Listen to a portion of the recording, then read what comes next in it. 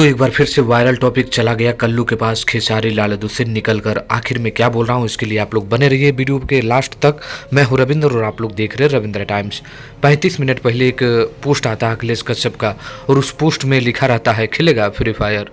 ये आवाज़ तो आप लोगों ने सुना होगा, नहीं सुना होगा तो सुनिए। खेलेगा फ्री फायर। ये वायरल इतना हुआ है कि खेसारी लाल यादव, पवन सिंह, अनगिनत कई लोग हैं जो इस वायरल टॉपिक पर बना चुके हैं, लेकिन इस गाने को लेकर आ रहे हैं अखिलेश कश्यप अपने चैनल से, अन्नपूर्णा फिल्म से। और आप लोगों को बता दें कि उस चैनल से अगर कोई के गाना आता खेसारी लाल यादव का ये गाना तो ब्लॉकबस्टर हिट होता, लेकिन कल्लू जी का आ रहा है जो अखिलेश कश्यप ने ऐसे काम किए हैं।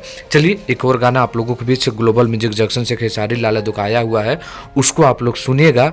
लेकिन इतना जरूर मलाल रहेगा कि जो फ्री फायर खेलेगा फ्री फायर, अगर ये गाना खेसारी लाल यादव गाए रहते तो 100 मिलियन तो ऐसे ही रखा रहता, क्योंकि ये अभी वायरल टॉपिक है। तो ये जो वायरल टॉपिक है चला गया है कल्लू पास। तो इस पर अब आप लोगों का क्या राय है कमेंट करिएगा।